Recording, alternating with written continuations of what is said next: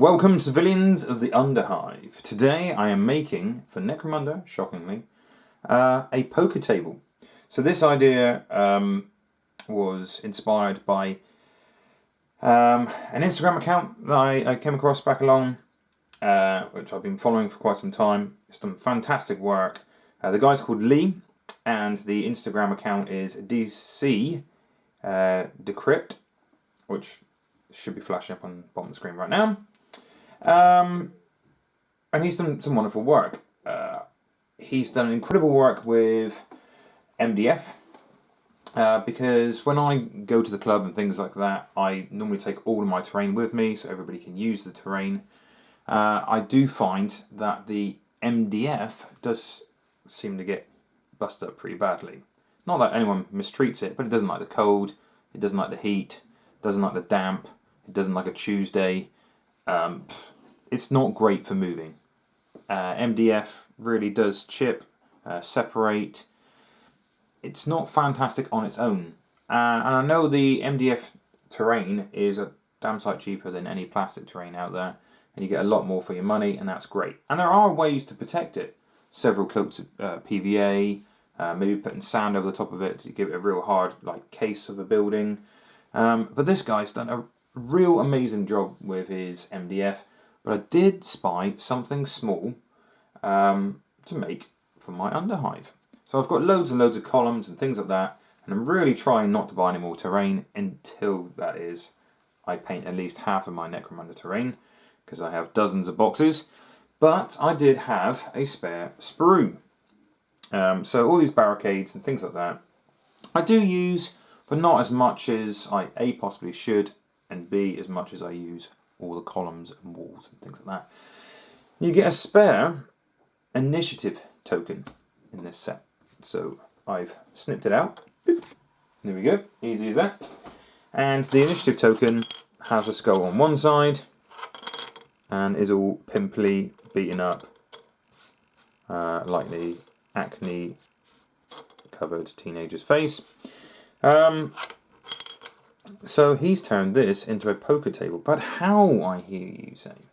So I don't know how he's done it, underneath this is, but all I can see in the picture is the top side of the table with poker chips, mugs and playing cards. So this is my version of it. It may be the same, I'm not entirely sure. I have asked permission. The guy's incredibly nice. Like I said, not only does Lee do amazing work, but I've had a little bit of a chat with him, and hopefully will continue to do in future. Just brilliant little ideas out there, and this community is fantastic for them. So it's great to share, and if anyone asks any questions of how I've made my stuff, I will openly tell them how I do it. In fact, I generally make a video of it. But yeah, I don't know what it's like underneath because I can't see in the pictures, but what I'm going to do is I'm going to cut off the skull till it's semi-flush, and I'm going to use half of an oil drum. So an oil drum would be too big on its own, so I'm going to use half of an oil drum because I have loads of them, and an oil drum looks very Necromunda-y. So also GW Plastics. I'm trying to make my whole terrain set from GW Plastics, not because any form of snobbery or anything like that. It's because I've been collecting it for years and years and years, because I've been playing 40k for a very long time. So I'll get a 40k / Necromunda oil drum, and I'll cut it in half. So for those who don't know, this is a 40k / Necromunda drum. So this is an old one, so the old style one with the bung in the middle, but still works well. I've got loads and loads and loads of them. The reason I picked this over a new one, because I had a choice, is because there was the Aquila and everything halfway along. I didn't really want the Aquila on the drum, because if I did manage to cut it halfway through, I think it would look a bit weird. Whereas this, it's got no skull or Aquila that I need to shave down. So I'm going to use this good old trusty hobby saw to save my fingers, because they don't grow back. So I'm just going to cut it along that way, not that way. So it's going to be the pillar of the center of my table. This is going to be a table, that's right. So you can see me lopping my fingers off on camera, because that would make for some great views, right? I'm going to cut it there, a nice ridge there, because 2 ridges of the barrels, sections, bits of 2/3 of a barrel is a good height. So I want about that kind of height. If it was half a barrel too low, if it's a whole barrel it's too high, so I've measured it. This is where I'm happy with it, but obviously cut it where you're happy with it. And I'm going to use one of the ridges as a guide, so it should cut lovely like that. So off camera, I did lose 17 fingers. On camera, because I had to edit it several times. No, I'm joking. It's not something I really should joke about. Health and safety is paramount in this hobby. A lot of us do cut ourselves with knives. So if you are young, or if you're not confident, please get an adult to help you. Doesn't mean the adult's going to be any safer, but hopefully you know first aid. So that's the rough cut. Of course, I will sand it a little bit so it's nice and smooth and nice and level. Just like that. And now this bit needs to be cut off. So you could always use a knife and just cut around it. Or if you've got a Dremel is a lot safer. I mean, you can always cut it out and always keep the skull and use it in another piece of Necromunda terrain. But obviously, using a knife, you're more likely to lose your fingers. But I never liked chucking anything away, so I did cut it off. I spent a bit of time, as careful as I could, easing a knife underneath it. I've cut it off. Like so. So get a fairly rough piece of sandpaper. Smooth the centre section until it's good enough for your barrel. To be fair, you don't see really any of it anyway once it's stuck on. So if you got the height that you wanted, like so, just stick it on. This is going to be a real easy build, but it doesn't stop here. So you literally just stick the barrel in the middle like so. Hopefully it's a nice 90-degree angle, and the reason I leave the majority of the spider web on there is no one can see it, and it helps you centralize the middle of the barrel. If not, you could always just work it out with a ruler, mark it with a pen, and roughly work out where the middle is. While the glue is drying on that one there, and I'm using good old trusty plastic glue, the next stage involves this sprue from the marketplace. So why am I using this sprue? For 2 reasons. Mugs, because it's nice to have mugs on the poker table, and these pieces, which immediately I assume they're coins, but you could paint them up as bottle caps if you want to do a little nod to Fallout. But this genius Lee has actually painted them up as poker chips, and that's what we're going to do. So I'm going to cut these out, trim off any mold lines, a couple mugs, and I do have some glass bottles from Green Stuff World, which once again I've picked up from Mighty Lancer Games. In this video, they'll be pleased to know I'm not making a toilet. So, as you can see, those are red and green bottles. Or brown bottles even. Yeah, and the last 2 videos I've made, I've used parts from Mighty Lancer Games. They were toilets. And I'm not knocking the franchise, it just happened to be toilets. But yeah, this is from Green Stuff World. I believe glass bottles, clear resin, Green Stuff World, but I have bought them from Mighty Lancer Games for a very affordable price. I buy most of my Necromunda terrain from them. They're not sponsoring me at all. I just found them at a very pleasant. I know they're quite a small independent store, but they do some amazing deals. They're very nice people to deal with, and by golly, isn't it fast? Literally, you can order it on the Wednesday, and it's there on the Friday morning. You can't really beat that, can you? And they're at the other side of the country from me, so they do a really good job, and they're such nice people. So big shout out to Mighty Lancer Games. Thank you very much, guys. You've been amazing. So you probably can't see now because it's primed up, but I have stuck the what used to be coins on there, any cup on there.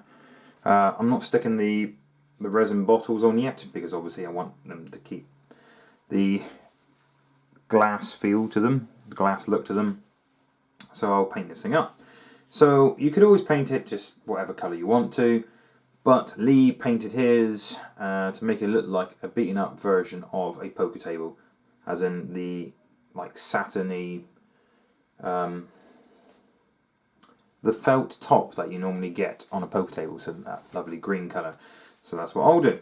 So I'll rip through it with an airbrush, and then I'll start picking the detail out with a regular hairy brush. So that's a little bit of hairy brush work, but mainly airbrush underneath, doing the greys with the hairy brush. I've used a little bit of Streak and Grime from AK again, because I love that stuff. Thinned it down, sprayed over the whole thing, and wiped it off with a good old-fashioned earbud, which I will use again on my ears because that's pretty much clean, so that will do nicely. Recycle and reuse, right? So yeah, next thing is I'm going to paint the poker chips and the cup. So I will paint that white and then put some Mephiston red over the top, just to make it pop a little bit more. Mephiston red over the green might be a little bit muted, so that's what I'm going to do next. Okay, so I've painted the poker chips. I've poked the poker chips, and I've stuck a mug there, obviously, earlier on. When I painted it up, I've dropped some Yoo-hoo inside of the cup to make it look like a liquid. Because I've got a couple on my other bar and stuff. Anyway, so I don't want all the liquids to be the same height. It doesn't look very realistic, or even an empty cup. These are the Green Stuff World bottles, so I've knocked one over and stuck two standing up. I've also put a little bit of liquid around them to make it look like beer has been spilt, or whatever this is. Recycled beer, possibly. So God knows what that could be made from. But you can turn anything into alcohol in the Underhive, right? So the next thing is playing cards. So you want to find a decent paper stock, so not card stock because you want it super thin, and you want them all the same size.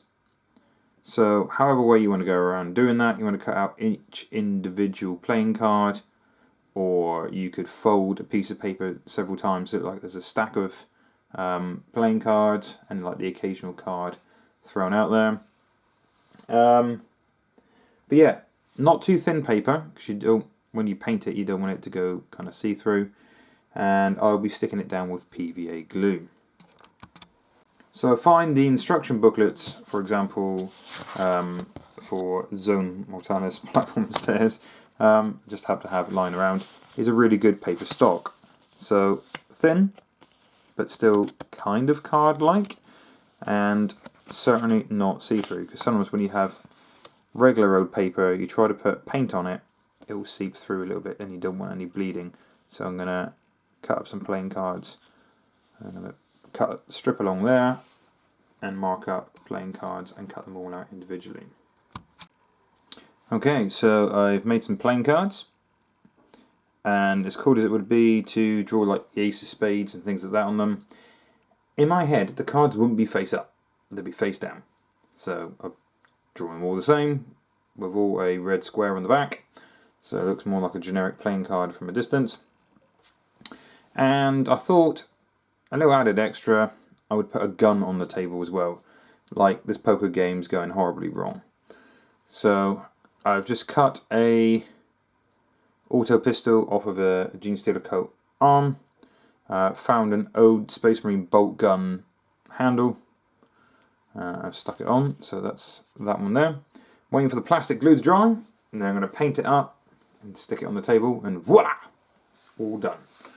So I'll come back when everything's tidied up. So here we have the final piece. So I've just added the gun on there, painted, nothing too special about that. I just thought it was a poker game gone wrong. But yeah, you can add pretty much anything you want to this. I've got a few little Diddy tacos and a couple of Diddy burgers, things like that, which you could always make from green stuff if you wanted to put on your own poker table. But no, this is a fantastic idea. Like I said, Lee's a really great guy. He's pretty approachable. But yeah, it's a fantastic idea to turn it just a simple coin. He's obviously seen it and thought that'd be a good poker table, and why not? And I never thought about painting the coins as poker chips. That's just a touch of class. So thank you very much for a great idea, buddy. And this is how I made mine. This is my version of a poker table.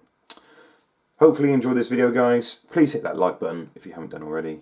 And please subscribe for some more great hobby content. Catch you in the next video.